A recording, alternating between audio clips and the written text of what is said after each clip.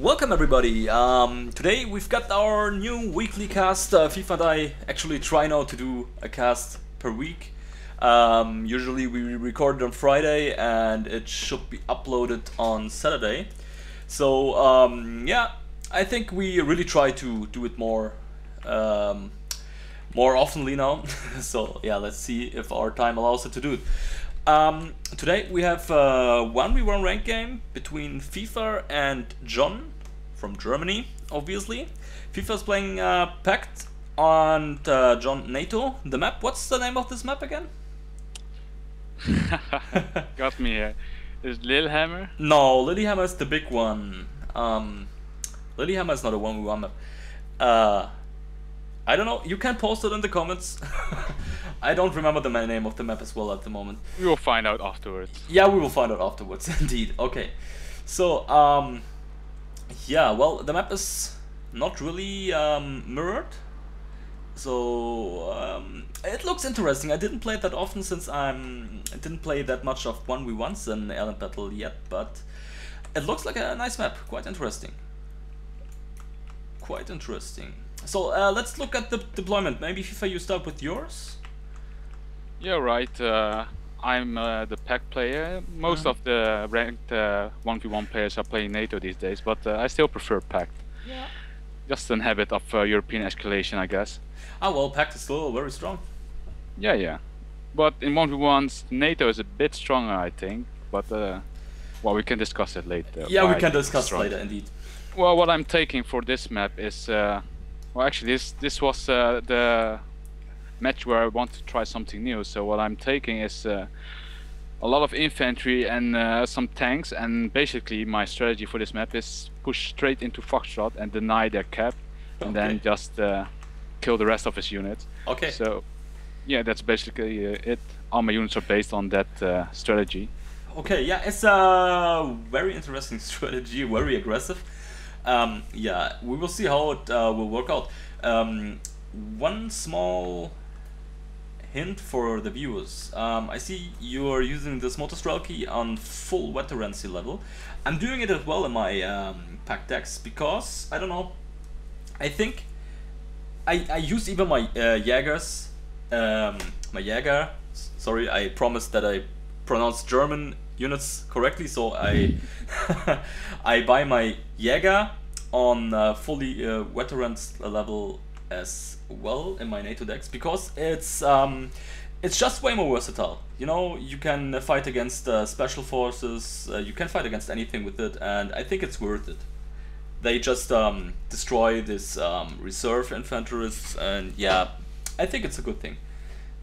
Yeah, and the BTR has a pretty decent machine gun and fully vetted. It's a killing machine if you remain at distance. Yeah, the 14.5. There were discussions on the forum that it's actually too strong. The 14.5. No, don't nerf it. No, I don't think so. You can see the video on my YouTube channel. John Bravo has left. There you can see what 3 LAVs can do to 45 BTRs. So actually there's no nerf needed at all, but it's still quite strong. This isn't the KPTV? Yeah, it's the KPVT. Yeah. So indeed. Well, it's strong because people don't take any armored CVs these days. So if you manage to sneak a BTR in, it can kill any CV you want. Well, they can kill any CV and AA. So and even artillery pieces, mortar pieces, of course. Yeah, it's indeed quite good, but one thing I notice a lot these days is that people don't really take care of their APCs. The APCs are armed, so you can use them to fight, but APCs are not meant to carry infantry into a town and get killed with no reward. Because it's still 5 to 10 or even 15 points for some, and if you sum it up, if you call like 30 infantry squads in a game and you lose all the APCs without any reward, you lose like up to 300, 450 points only for the APCs. And that's why I really try to take care of my APCs and use them carefully. One good time is using the attack move command. It's on Q default, it's like the attack order, and then it drives as far as long it drives until it can fire at something. So you can outrange infantry with this way quite easily with a low amount of micro. Yeah, not a good way to use it is just to move it back into your base and protect your CVs with it, since a lot of people tend to sneak in special forces in. Yeah, of course, yeah, that's another good thing for them, but especially in the early game, this KPVTs can kill APCs with ease. They have 1 AP power, 1 HE power. They are quite strong if you use them properly and if you take care of them. They are good for the 5 points, so don't waste them, use them. Alright, so I think we talked enough. Let's have a look at the NATO deployment first, maybe, before we forget it. Okay, John is, he's using a lot of cheap units. I think I talk a little bit about the NATO deployment since you talked about your pack deployment. He's using a thing we see a lot these days. He has a lot of helicopters, actually 4, 5, 7, 10, 13, at least 13 helicopters we see there. He has a lot of reservoirs infantries at his CV, a couple of starships, a couple of chaparrals, and some Saracens with infantry in it. Yeah, that's just, in my opinion, I don't play 1v1 ranked this much in AirLand Battle. It has a couple of reasons, because I think 2v2 ranked is just, I like it more. I like it more for some reasons. One reason is that there's heroic helicopter rushes, especially with NATO, with cheap Dorniers. I mean, they cost 5 points. Are heavily used, and, well, I don't know.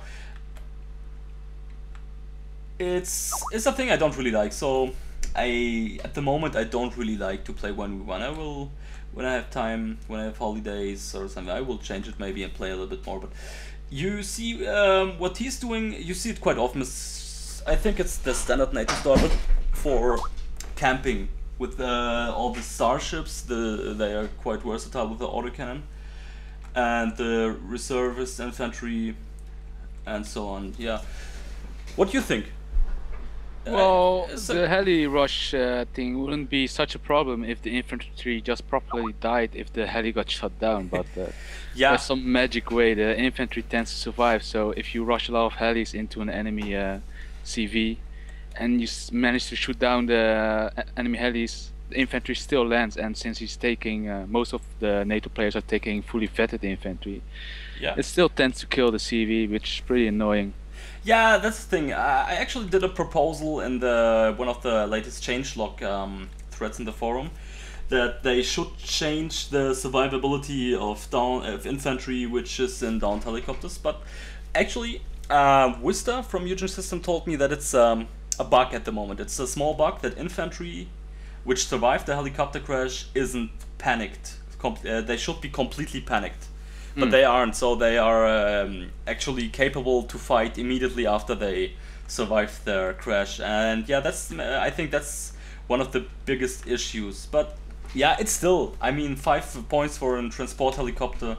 The Dorniers aren't that bad, but I think Pact has some really nasty ones which are quite cheap and have even rocket pods.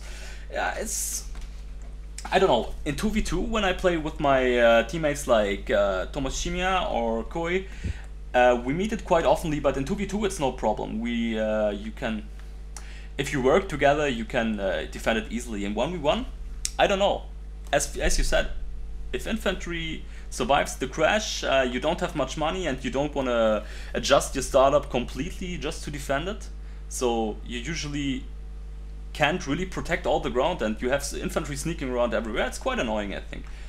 And yeah, and the problem is when people see heli rush, their first instinct, of course, is to call in extra anti-air. Yeah.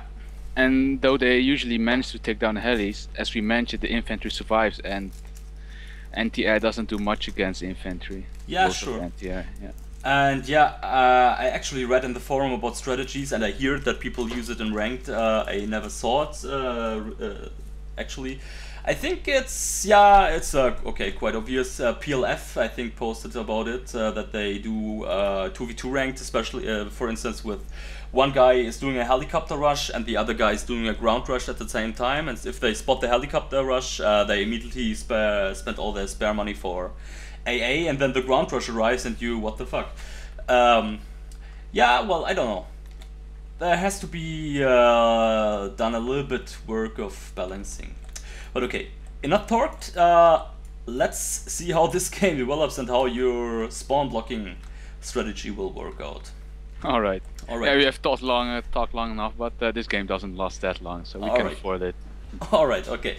So I'll do the countdown as always, and we start and go. So 3, 2, 1, and go. All right. Let me talk a bit about what you do first when you start in a 1v1 game. Yeah. First of all, the first thing I do is to turn off the radar of my bot and give it in control group 1. It's pretty important because some people like to start with a seed plane, so yeah, quite a good tip. You don't want to lose it in the first minute. Yeah. You also take an Estrella with you, the mobile anti-air unit that you see.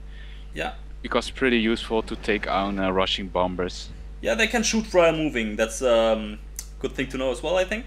Because if bombers or cheap things just drive over them, fly over them, they will have good chances to kill them. Okay, first choppers down. Let's see how the infantry survivability is. But we shouldn't miss the big attack of you in the middle. Yeah, he managed to deploy the infantry in a good position, stalling my attack. Yeah, but his Fusiliers are on veterancy level 2. He has more than you, but your Motostrelkis on the full wet level should have it quite rather easy. As we can see here in the middle, at your CV, they survived, I think, 6 charges. And they were able to shoot back, so definitely a little bit odd. Since the Dornier is actually cheaper than the Fuchs. Well, yeah, true. I got impatient with the infantry blocking the road, so I just sent in one of my bombers to clear the road and move in the rest of my forces. You're using the Su-22 M4s? Yeah. Yeah, that's a good one. Okay, meanwhile we see a lot of these choppers on the left side. 3 Lynx and 3 Dorniers. Yeah, luckily I have a recon heli, and I had a general idea what he was going to do with those choppers. Yeah. Okay, your attack is going on. Ah, okay, your recon infantry is charging in the first line. Fighting Falcon incoming. That's... Yeah, the problem with attacking is that there's a lot of micro. I need to micro my attack group, but I need to keep an eye on the heli group trying to kill my CV too. Yeah, it's actually quite dangerous for you at the moment. You have 1 book against 3 very good helicopters and 3 very cheap helicopters. Yeah, they're fully vetted, so they can easily kill my CV. Yeah, and if he used his Dorniers, the Dorniers he had left, he had like 4 Dorniers left there to charge at the same time. He had Alpha. He yeah, might have had better chances, but you booked it a really nice splash damage shot. Which kind of saved you in this case for the CV? Well, people tend to place a CV at the rear end of Bravo. Rarely do they place them at the front of Bravo. So yeah, I had good odds that he would miss them. Yeah, and he didn't use an recon chopper for this attack. He should have. But I think he didn't really plan to attack you that aggressively. I think he just tried to get Delta, but when he saw what you did, he wanted to punish you with the CV kill, I think. Yeah. I moved my first CV. I planned to move that one to Foxtrot, and I bought a new CV for Bravo just to keep the money. Yeah, I saw. But now we see a funny thing. Yeah, the Fusiliers are still alive there, and his CV is driving. Does he see it? I guess he does. Yeah, he does. Yeah, of course he does. Okay, back to neutral. He actually shoots at it. So unlucky for him. Okay, the Fusiliers are panicked, but well. Luck is part of the game. Yeah, okay, meanwhile the surviving Fusiliers here killed your book at Bravo. You already called some... Okay, 2 Dorniers in the backside, no AA for you. If he knew that, he would have just attacked you.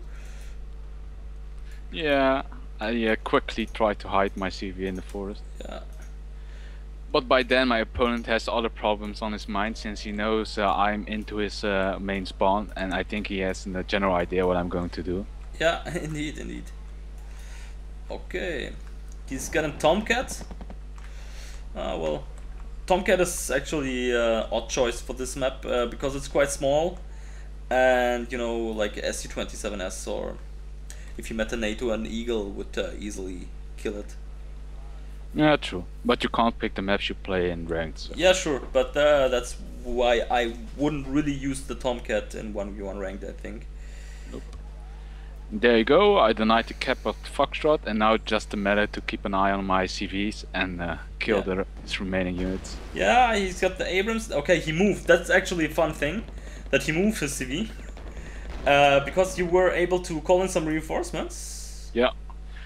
Yeah, if you do an attack like this, you need to have like split-second reflexes, because your opponent, if he moves his CV, you can plant some reinforcement at the back of his zone. Indeed, yes. Would have been funny if you just called in your SU-22M4 for this wood. Yeah, I didn't have. I thought it was in that first forest near the respawn area. Ah, yeah, okay, sure. So my infantry would have killed it, but while looking back at it now, I see that I could have easily killed the CV with the bomber. Yeah. Oh, well, yeah, you always are more smarter when you watch the replay. True, hindsight is always. Yeah. Okay, well, now he's in quite an awkward position. You got Bravo, you got Charlie, and you blocked Foxtrot for him. Well. Yeah, my main CVs are pretty safe, so. Yeah. Well, there's no big point for him to. Nope. Point-wise, I'm not that much ahead, and if he microed it well, I think he could still take out my CV at Foxtrot and get back his zone, but... well, yeah, with this ton of Saracens, he maybe, but as we mentioned in the beginning, your Motostrikers are fully wetted and his Fusiliers have 2 stripes. And yeah, it's a huge difference, actually. The morale plays a big factor, especially if you fight in woods against each other. Let's compare the suppression. It's 240 for the Motostrelki and 225 for the Fusiliers. So your infantry even has higher suppression and is way less easy to suppress for him. So yeah, they are perfect chalk infantry for strategies like that. Yeah, Motostrelki is quite good choice. Well, okay, you cleaned the last Fusiliers at Bravo. Meanwhile, he still got his Dorniers, but now it's too late to try the luck, I think. Gotta see me snipe. Yeah, what do you do in this situation? You can't do much actually. Okay, now he did the right thing. He killed your last infanterist behind his CV. And now he's going to try to land some infantry at the back of Foxtrot to kill my CV, since he expects all my infantry to be at the front. Yeah. Well, he's not that wrong, actually. No, but I have a T60 B4 there and an Igla, so. Yeah, the Igla. Well. EV, yeah, I need B4. Actually, I might. I should have switched the T60 B4 for a T80 variant, probably, but. Well, why? You think that? I think the stats aren't that good for the BV compared to the T80A, I think, or. Well, it highly depends what you prefer. So I would say I would choose the T64 BV over an T80 in any case, because I buy tanks actually for the gun and not for the ATGM. And the T80A has a decent ATGM, but the gun is no match for the T64 BV. So that's true. Well, I think a gun is just way more versatile than an ATGM rocket. While his back to the game, while his strategy managed to his strategy failed to kill my CV, he did force my CV to move and allowed reinforcement to come in the form of 8 Saracens with some I don't know what for infantry there is. Yeah, Fusiliers, I guess. The thing is, one thing I don't understand, he moved his CV from Echo to Foxtrot. The second thing is, he had time to reinforce. He could have used the Spumas to attack your CV, to force you to move, to reinforce something which can actually kill it, like an Fighting Falcon. Yeah, but as you mentioned, this is with the benefit of hindsight, and we us Yeah. watching the replay in a relaxed manner. But if Yeah. you're in his shoes and it's the first time you encounter such a strategy, then yeah. Well, it's a general very important thing for this game. You have to stay calm all the time, no matter what happens. It's a game, and if you lose, you lose. But if you stay calm, your chances are way higher to master the situation. The thing is, there is a saying like, if you want to do something fast, do it slow, because slow is precise and precise is fast. So if you just stay calm and try to think a second before you actually do something, you are actually more efficient and faster if you just do it in a second of effect. That's true enough. Yeah. But in any way, he is in an awkward position because I'm blocking the only road towards an other spawn zone. Yeah, no question about that. Your strategy is really mean, and it worked out quite good against him. And I think he's actually not a bad player. I don't know. His rank is, well, Lieutenant Colonel. No, he was a nice guy. He is a nice guy, and he was very gentleman about it. He complimented me about his strategy. Thought it was interesting. Okay, yeah, well, that's nice. Some sportsmanship is always appreciated. Mm-hmm. Well, now. But yeah, this is an example of how games don't have to end in camp. Yeah, well, it's an interesting thing, because I think it's a common thing.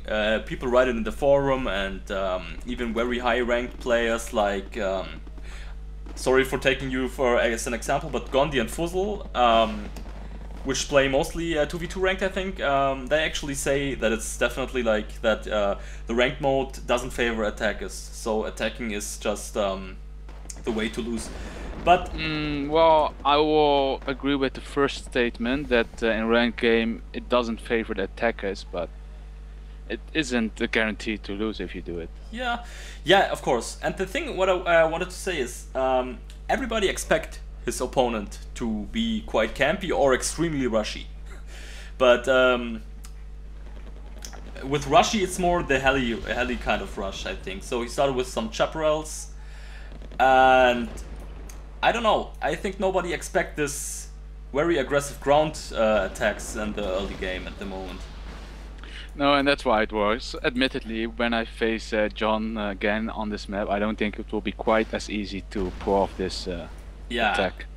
Indeed. As I said, well, I usually, if I played 1v1, I would start with some LAVs, at least 2, and they probably would have stopped your BTRs. And you need something to snipe the heavy tank, and then you pretty much stop the attack for the moment. Yeah, but NATO guys these days tend to favor heavy infantry to take a lot of ground. So, most of the time, I tried this strategy a few more times. Most of the time, that this middle road isn't even blocked, so I can drive straight into Foxtrot. Yeah, that's funny. Yeah, but that's just strongs my statement that people just expect you to play campy these days. Because if they, yeah, it's like just like that. Yeah, so if you play aggressively, you can surprise your opponents now and then. That's always good for a good laugh. Yeah, indeed. So I think he surrendered. He understood the situation. Yeah, he surrendered after I killed his Abrams at his main spawn. He couldn't do much after that. Yeah, indeed. Alright. I think I even placed a second CV in that zone, just in case he managed to kill the first one. Okay, fair enough. Yeah, okay. It was a quite fast one, but yeah, we made up some time by talking in the beginning about the general rank situation. Yeah, if you look at the kills, I didn't do that much kills, like 850 kills versus 500 kills. So. Yeah, well, but you totally took any, you made 800 kills, and you took his zone quite early, and you have to think about it. You have after the 2 CVs, you don't have even 800 points to deploy in the beginning, and I mean, this means you killed almost everything he had, and then you took away the option to reinforce for him. so there wasn't that much more to kill at all for you. Yeah, I hope people that watch this cast try this strategy and see and tell us whether it worked for them, because I'm quite curious. It worked for NATO too, I think. Yeah, To try this. definitely. I think the Fuchs are even faster, for instance, and the Jagas are just like the Motostralki, if you get them on a high veterancy level.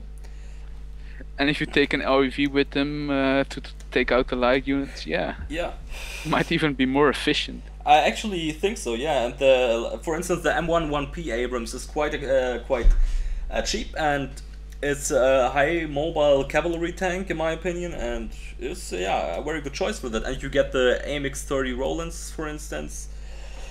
You have a lot of good choices as NATO. And that's why people call it OP faction. Yeah, well, it's just some kind of a meta game which is developing at the moment. I think I play Pact a lot, and for instance, Tomashima plays a lot of Pact. He prefers Pact actually, and Reba, for instance, I think he prefers Pact. It's just you have to play different. You have different tools, and you have to use them differently. But if you make use of the tools you have the same chances, in my opinion. For instance, if you go for a Russian deck, if you did this with a Russian deck and took 1 or 2 BMPTs with you, it would be even more efficient than a LAV rush. You know what I mean? Yeah, true. So you just have to take advantage of that what you have, and then you have quite good chances to win. So yeah, okay. You might know, today it's Friday, so I don't know, you probably watch this first time tomorrow when it's uploaded on Saturday, but tomorrow is the 2v2 tournament, the Operation Team Spirit, hosted by No Destiny, Shifu, and I think Bambi. I think a number is after his name, but these 3 guys pretty much hosted the tournament. Thanks for that, and I'm pretty sure we will cast some games out of this 2v2 tournament. Will be quite interesting. Yeah, at least the final games. It should be interesting. Yeah, let's see how the brackets are. I mean, there are a couple of very good teams. Our clan WTF ? Has actually 4 teams participating. And well, there are the common guys like LVA, PLF, some new guys which I know about them that they are very good, some old veteran players. There are 32 participants, so yeah, it will be a quite interesting tournament, I guess, and I hope that one of our WTF teams will make it into the finals. Yeah, I hope we will see some more aggressive plays and not just 40 minutes of camping. Yeah. But I guess you have more experience on that field than me, the 2v2 scene, how that works. So. Yeah, well, the 2v2 scene, it's possible to attack that aggressive like you did, but I think against really good players, it's for me it would be too risky. Most people might know I'm not really a defensive player, and I'm definitely not a camper. Well, but you can. When I play 2v2 ranked, I try to push, but I do it very slowly and very controlled, very planned and reflected, because you don't want to give away 3 points, and yeah, you just want to do it effectively. And if you have 2 players and you're attacking this way and they started with 2 fighting falcons, they can just ruin your day with the lucky hit. And yeah, I don't know. In 2v2 you have to do it a little bit slower, but if you want to push, you have to do it definitely, consistent, and yeah, smart, of course. So are you calling me stupid? No, not at all, not at all. You did a very smart thing here. But in 2v2 the maps are bigger, and in most maps you don't have space to do like a sneaking or a surprising attack, because in the most 2v2 maps it's just 2 corridors, 2 players, each player holds 1 corridor, and it's not really that easy to attack there. You know, in your game you had the advantage, your player tried to went for map control with helicopters, and he didn't have much ground forces to stop you. But in a 2v2, I think in most cases it's a little bit different. I don't know. Yeah, on that final note, I want to say something about attacking 1v1s too.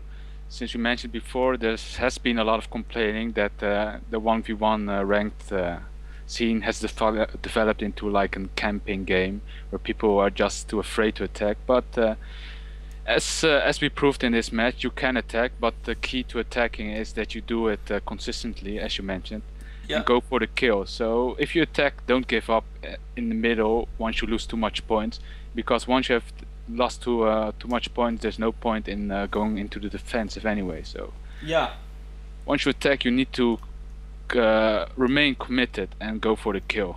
Yeah, indeed. I think well, we will actually post or cast some more of your 1v1 replays and show some more ways of attacking in the future.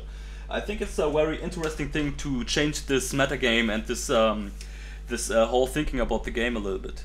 That it's just a camp fest. I think we did that for the European Escalation Cup too. I remember at the start of the cup, everyone was just saying that it would be an arty fest, and and at the end, the way we kind of developed for the cup, or kind of, I don't know how to say, established maybe, after the cup and ranked, you saw everybody playing like you in the last games, like with the Marta WTS 1 and the Recon Bradley as only ATGM with 1 or 2 heavy tanks. You barely saw heavy tanks before the cup or in the first rounds of the cup in ranked games. And so let's hope that the 2v2 will have the 2v2 tournament will also have a positive influence on how the game develops. Yeah, let's hope that. Okay, guys, I think we talked enough. I hope you could learn something. I hope it was interesting for you. And see you next week then. Bye. Thanks for watching. See you next week. Thanks for watching. Yeah. Bye.